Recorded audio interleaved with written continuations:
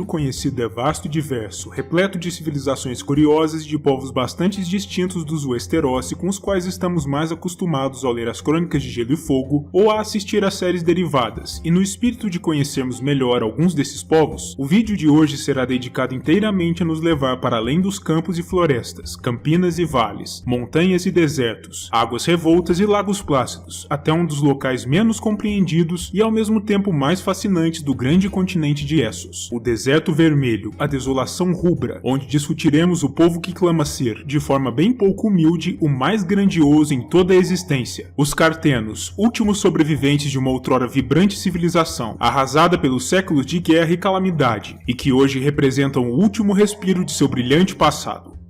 Mas antes de começarmos a falar sobre a assim chamada Rainha das Cidades e suas cercanias, peço a todos como sempre que deixem seu like, se inscrevam no canal, compartilhem o material com os amigos e deixem seus comentários, além de considerarem contribuir de maneira mais direta com o trabalho árduo desempenhado aqui todos os dias, através do Pix, sempre a melhor opção por burlar a burocracia da plataforma e por ser imediato, do botão valeu demais ou do clube de membros. Também peço que deem uma olhada nos links afiliados da Amazon do canal na descrição abaixo. Comprando através deles, vocês também estarão auxiliando meu trabalho sem nenhum custo adicional. Com tudo isso fora do caminho e sem mais delongas, vamos nos deslocar até os grandiosos portões de Jade e falar a respeito da mãe de todas as cidades. Ninguém sabe dizer com total certeza de que forma a civilização e o povo de Qarth vieram a existir, muito embora os próprios Cartenos afirmem ser o berço de toda a civilização humana, afirmação fortemente contestada pelos Giscari, pelo povo de Iti e pelos homens de Sarnor, e tremendamente desacreditada pelos mestres da cidadela, que permanecem céticos. No passado mais antigo, sabe-se apenas que o povo que deu origem à cidade, que parece ter emigrado a partir de algum ponto entre as estepes centrais do continente, fundou Qarth após séculos de deslocamento forçado, motivado pelas sucessivas derrotas contra os homens altos em suas intermináveis guerras, o que os levou a criar uma cidade tão distante de sua terra original, após fundarem outros tantos assentamentos em todo esse caminho. Nos dias de hoje, todas essas outras cidades são apenas ruínas esquecidas ou meras lembranças, e apenas a própria Qarth sobreviveu ao teste dos tempos. Nos tempos antigos, Qarth foi uma cidade monárquica, governada por reis e rainhas que são, de acordo com a tradição da cidade, os ancestrais nobres dos atuais Poronatos, um dos corpos diretivos da Qarth contemporânea, dos quais falarei mais adiante. Contudo, a cidade nem sempre foi independente e está registrado nos anais de Iti que Jarhan, o oitavo dos imperadores verde-marinho, se tornou durante seu reinado senhor dessas terras, extraindo tributos dos Cartenos. Eventualmente, as terras no entorno da grande cidade, onde se localizavam os outros assentamentos de sua civilização, se desertificaram, embora não se saiba ao certo o motivo desse processo natural, o que acarretou em sua derrocada, pois naturalmente é difícil sustentar uma grande civilização em meio à poeira e ao calor. As poucas cidades nessa região que conseguiram resistir à mudança em seu meio ambiente não foram capazes de se sair tão bem contra os Dothraki, no entanto, pois com o advento do Século de Sangue, após a queda de Valyria e de seu império, as cidades sobreviventes no Deserto Vermelho foram completamente aniquiladas pelos Khalazares, e nos dias atuais, apenas as ruínas de Veis Orvik, a cidade do Chicote, Veis Qossar, a cidade das Aranhas, que se chamava originalmente Kholan, e Veis Shirosi, a cidade dos Escorpiões, continuam emergendo sobre as areias duras, como um deprimente lembrete do declínio absoluto desta outrora grande civilização. Após a vinda dos Dothraki e a queda de suas cidades irmãs, Qarth se viu sozinha, carregando todo o fardo de levar adiante o legado de seu povo, mas graças à sua localização bastante isolada, nas profundezas do Deserto Vermelho, rente ao Mar do Verão, ela conseguiu resistir de maneira bem sucedida aos Dothraki, que já atingiam suas muralhas bastante desgastados, não tendo forças suficientes para sequer transpor as muralhas da cidade, e as ondas de cavaleiros que se quebravam contra tais muralhas foram tão flagrantes que renderam as terras imediatamente rentes a elas o agourento nome de O Jardim dos Ossos, devido às ossadas bem preservadas pela areia e pelo calor que podem ser vistas brotando do solo, tal qual terríveis flores brancas.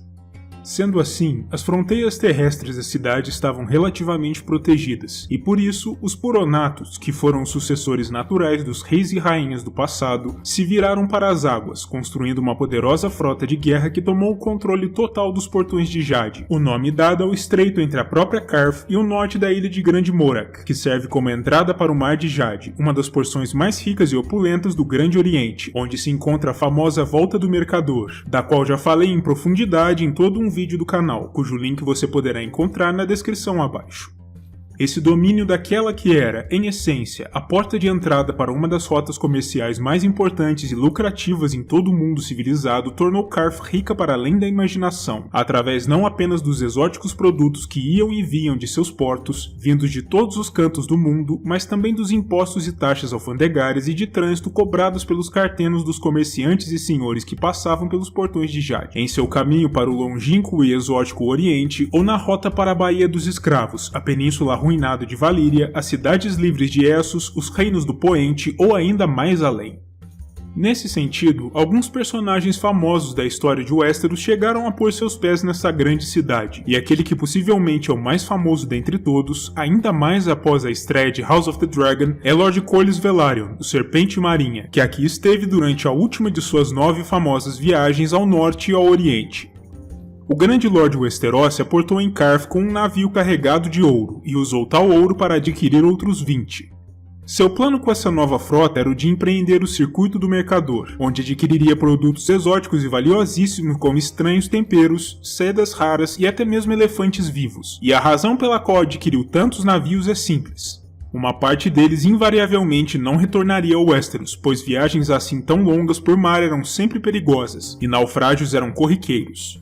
De fato, nem todos os navios do Serpente Marinha chegaram a voltar aos Sete Reinos, mas a renda gerada pelos produtos contidos nos que conseguiram completar a jornada foi tamanha que, durante este breve período de governo de Corlys, sua casa se tornou a mais rica em Westeros, superando até mesmo os Lannister. Carth por si mesma, aliás, também era conhecida no mundo todo por produzir alguns itens bastante valiosos e curiosos, e em especial sua jade brilhante e bem polida era famosa até mesmo em Westeros. Outro Westerosi conhecido por ter passado pela cidade foi o famoso Lomas Longstrider, muito tempo antes do próprio Lord Corlys. O notório escriba não apenas visitou Carth, como também ficou responsável por descrever em detalhes suas famosas muralhas triplas, que ele reputava como uma das 9 maravilhas feitas por mãos humanas. Mais um dos cidadãos do Poente que teria supostamente vindo até Carth, dessa vez com intenções de pilhagem, teria sido Euron Greyjoy, irmão mais jovem de Lord Baelon, durante seus anos de exílio das ilhas, embora essa afirmação, bem como todas as outras emitidas pelo Olho de Corvo, deva ser tomada com uma saudável dose de ceticismo por parte do leitor. Em tempos mais recentes, um importante tratado foi escrito sobre a cidade de Carth e sobre os Portões de Jade, intitulado apenas como O Compêndio Jade, de autoria de um aventureiro volantino chamado Coloco Votar. E tal livro parece conter alguma espécie de informação relevante, pois foi expressamente recomendado a Jon Snow após sua escolha como senhor comandante da Patrulha da Noite por Mestre Aemon em pessoa, que pediu ao seu assistente que inclusive marcasse uma passagem do livro para a apreciação de Jon, o que dá a entender que os escritos de Votar, de algum modo, poderão vir a ser úteis ao rapaz, e poderão, portanto, ter alguma importância nos próximos livros das crônicas. Nos livros das crônicas em si, o pequeno Calazar de Daenerys Targaryen, que emergiu das cinzas como ela própria após a morte de seu marido e de seu renascimento nas chamas, foi encontrado nas ruínas de Veistolorro por um grupo de 3 enviados da cidade, o príncipe do comércio Xaroshoan Daxos, um dos homens mais ricos de Carth, a umbromante Coif das Sombras, vinda ainda mais do Oriente, e o mago Pyat Pree, da Casa dos Imortais, e foi conduzido até a grande cidade, pois os cartenos desejavam contemplar com seus próprios olhos a maravilha que retornar ao mundo, os 3 pequenos dragões que haviam renascido do fogo junto à rainha. Uma vez lá, Daenerys foi paparicada e adulada pelos Puronatos, pela antiga guilda das especiarias e pelos 13, os homens mais ricos e poderosos da cidade, mas eventualmente se deu conta de que isso tudo se dava por conta de seus dragões, e não por estarem esses homens realmente bem dispostos a ajudar sua causa de retomar o trono do pai. Quaithe lhe deu diversos avisos e Sharu Andaxus tentou até mesmo se casar com ela, mas de Pythpri ela recebeu uma promessa de respostas, caso adentrasse a Casa dos Imortais, outra instituição da cidade da qual falaremos mais adiante, o que ela acabou fazendo apenas para ser traída e quase consumida pelos magos, antes de ser salva pela intervenção do pequeno Drogon, que incendiou os feiticeiros e permitiu a Daenerys a chance de escapar. Mais tarde, ela se encontrou com 2 enviados de Illyrio Mopatis, seu contato em Pentos, Bellas o Forte e Arstan Barba Branca, e junto com eles, partiu da cidade antes que a vingança jurada pelos magos de Qarth seguisse seu curso.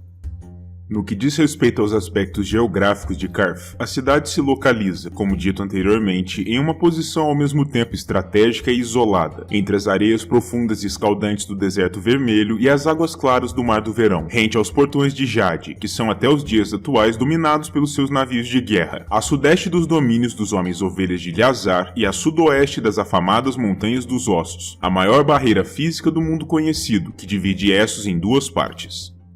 A leste de Qarth encontra-se a pequena ilha de Khal, também dominada pela cidade, enquanto o Grande Morak está imediatamente ao seu sul, e a oeste, distante para além das areias, encontra-se a Baía dos Escravos. 4 rotas comerciais se originam na cidade, e enquanto 3 delas serviam como ligação entre Qarth e suas falecidas cidades irmãs dos tempos antigos, a 4ª delas, a Estrada de Areia, como é chamada, serve como ligação entre Qarth e a cidade de Bayasabad, no patrimônio de Irkun, já nas alturas das Montanhas dos Ossos, terminando eventualmente na cidade mercantil de Tiki, a porta de entrada para o Império de Iti. Devido ao fato de se localizar no ponto em que convergem os caminhos entre Westeros, as Cidades Livres e a Baía dos Escravos e o fabuloso Oriente, e também devido a uma boa dose de empáfia, os cartenos costumam afirmar com orgulho que sua cidade é, em essência, o centro do mundo. No que diz respeito ao seu layout urbano em si, Qarth é uma cidade de grandes dimensões, um feito assombroso ao se considerar que se encontra em meio ao deserto, e boa parte de tal crescimento se deveu às riquezas trazidas por mar e pelas poucas e valentes caravanas que ainda singram as rotas terrestres, tornando o lugar próspero mesmo apesar da desvantagem de se encontrar em um ambiente tão árido. A cidade é cercada não por uma, mas sim por uma série de 3 muralhas de pedras separadas, cada uma das quais inscrita à outra, com cerca de 9, 12 e 15 metros respectivamente, da mais exterior à mais interior. O fato mais curioso sobre tais muralhas é que não servem apenas uma função prática de defesa, mas também como uma espécie de museu a céu aberto, com representações artísticas que contam histórias diferentes. A muralha mais exterior, que é também a mais baixa, é feita a partir de arenito vermelho da região, e seu motivo decorativo é de animais dos mais diversos tipos. Serpentes rastejando, aves voando, peixes em nado, além de lobos do deserto vermelho, zebralos listrados das planícies do Oriente e monstruosos elefantes adultos. A muralha intermediária, de tamanho também médio, é feita a partir de granito cinzento e mostra diversas cenas de batalha, os choques de espadas, escudos e lanças, as flechas e dardos em pleno voo, os heróis do passado em combate, bebês sendo massacrados e piras fúnebres. A última delas, e a mais interior, também a mais alta das 3, é composta de mármore negro, um material francamente muito mais ornamental e decorativo do que propriamente feito para propósitos práticos, e demonstra, igualmente, cenas de uma natureza mais aprazível, cenas de sexo explícito, com diversos casais nas mais diferentes posições imagináveis, feitas de uma tal forma libertina e explícita que são até mesmo capazes de fazer donzelas corarem ao vê-las. Os portões da cidade, por sua vez, são também uma maravilha por si mesmos, feitos a partir de cobre polido que reluz contra o forte sol da região na primeira muralha, de ferro sólido na segunda e de folhas de ouro na terceira e última, mais interior, o que está de acordo com seu caráter mais ornamental do que prático. Dentro da cidade em si, as construções são descritas como muito coloridas e grandiosas, com diversos adereços e decorações, e um sem número de prédios públicos opulentos e enormes mansões para os poderosos, com paredes ornamentadas dos mais diversos materiais preciosos, como ouro, jade, obsidiana e lápis-lazuli. Altas torres elaboradas se erguem até os céus, e fontes igualmente decoradas se espalham por todos os cantos das vias públicas, talvez como uma alternativa para combater o forte calor da região, esculpidas nas formas de animais fantásticos como mantícoras, grifos e dragões. Existe também uma grande arcada no centro da cidade, na qual os grandes heróis históricos de Qarth se erguem na forma de estátuas, no topo de grandes colunas de mármore branco e verde, e cada uma dessas estátuas é descrita como tendo o triplo do tamanho de um homem médio. Os Poronatos ainda governam a cidade, ao menos de maneira nominal, a partir do chamado Salão dos Mil Tronos, um eco do passado real da cidade. A já citada Casa dos Imortais, por outro lado, serve como a sede dos magos da cidade, enquanto outros locais de destaque incluem o Templo da Memória, onde os tradicionais sacrifícios aos deuses da cidade são feitos, o Jardim de Gehenne e o Caminho do Feiticeiro. Outra construção que merece a menção é o próprio Palácio de Sharo-Shoan-Daxos, que é descrito como sendo, sozinho, maior do que a maioria das cidades-mercado dos Sete Reinos, tão grande que reduziria em insignificância a maioria dos castelos Westerosi, e repleto das belezas, luxos e amenidades que se poderia esperar de uma cidade que se gaba de ser o centro do mundo civilizado. Quanto ao povo carteno em si, pode-se dizer que são tão altivos quanto um povo poderia ser, e se acreditam firmemente que sua cidade é o berço e o centro do mundo civilizado, eles se veem também como o ápice da espécie humana. Eles são normalmente altos e muito pálidos, o que inclusive fez com que os senhores dos cavalos os alcunhassem como homens de leite, e se orgulham profundamente de seus meios supostamente sofisticados, considerando, por exemplo, a habilidade de chorar copiosamente a qualquer momento a marca do homem civilizado. A polidez e a educação também são muito estimados pelos cartenos, até o ponto de a guilda de assassinos mais famosa da cidade ser conhecida como os Homens Pesarosos, devido ao seu costume de sempre dizer "eu sinto muito" logo antes de executar sua próxima vítima. O idioma carteno, que é obviamente muito diferente da língua comum de Westeros, não é bem conhecido, mas sabe-se que ele soa algo líquido e agradável aos ouvidos do povo do poente. As roupas cartenas refletem, naturalmente, sua condição de riqueza e opulência, e o povo da cidade costuma se vestir em materiais nobres, como linho, samito e peles de tigres. As mulheres da cidade usam vestidos algo únicos no mundo, pois têm como sua característica mais marcante o fato de deixarem sempre um de seus seios desnudo, para o deleite em especial dos jovens rapazes, enquanto os homens cartenos têm o costume de envergar saias plissadas de couro. As crianças, por outro lado, podem perfeitamente sair às ruas completamente nuas, com exceção de suas sandálias de couro, usando apenas pinturas corporais. Uma das marcas dos cartenos que os distingue de outros povos é seu costume de criar e montar camelos, animais muito mais adequados aos caminhos arenosos do deserto do que os cavalos, e de fato, os regimentos de cameleiros de Qarth são bastante famosos. Os soldados da cidade usam armaduras de escamas de cobre, com elmos com protetores de nariz e ornados com chifres também feitos com o cobre. Longas capas negras de seda se apoiam em seus ombros e eles se sentam em altas celas igualmente decoradas, com rubis e outras pedras preciosas. No que diz respeito aos casamentos no seio da cidade, a regra dita que tanto o homem quanto a mulher poderão reter suas posses adquiridas antes do matrimônio, mas existe um porém. No dia da cerimônia, cada um dos cônjuges poderá pedir ao outro um penhor, e embora apenas uma coisa possa ser pedida, seja lá o que for, ela não poderá ser recusada, o que é visto na sociedade cartena como um penhor de fidelidade e devoção de um ao outro, e com toda certeza é usado por pessoas com menos escrúpulos para obterem aquilo que desejam. A Ordem dos Magos da cidade foi, em um certo período, bastante respeitada e temida, mas tal como aconteceu com os alquimistas em Westeros, seu poder e seu prestígio decaíram ao longo dos anos, o que talvez explique o porquê de terem tentado absorver a energia vital de Daenerys em seu templo. Eles são conhecidos em especial por seus lábios azulados, resultado do consumo constante de Sombra da Noite, o vinho dos magos, uma bebida feita a partir das folhas das árvores que circundam a Casa dos Imortais, e que teria supostamente poderes de expandir a percepção e de abrir as portas da mente humana ao que existe para além do que o olho pode ver. No que diz respeito ao aspecto econômico, o primeiro traço digno de nota da cidade de Qarth é o de que, tal como acontece nas cidades Giscari, a escravidão também é praticada por aqui, bem como na maioria dos grandes portos por toda Essos. Mas ao contrário do que acontece em Astapor, Yunkai e Meereen, os cartenos não compram e treinam seus escravos diretamente com os Dothraki, pois os Calazares não conduzem seus cativos através das areias até a cidade para vendê-los, e os cartenos francamente preferem assim, desprezando os senhores dos cavalos e se revoltando até mesmo com o cheiro dos nômades. Qarth é, por excelência e por força de sua localização, uma cidade de mercadores, governada pelos príncipes do comércio e, por conta disso, tende a planejar suas políticas externas pensando sempre em seus interesses econômicos muito mais do que em aspectos militares. A cidade, como dito anteriormente, é governada de maneira nominal pela Guilda dos Poronatos, os descendentes da antiga monarquia da cidade, mas a realidade é mais complexa.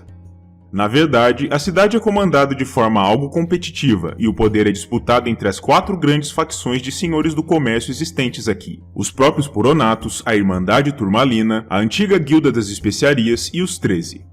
Em cada momento, uma dessas facções está em seu auge e consegue exercer seu poder por sobre as demais, mas a realidade é que o poder por aqui troca de mãos com relativa frequência.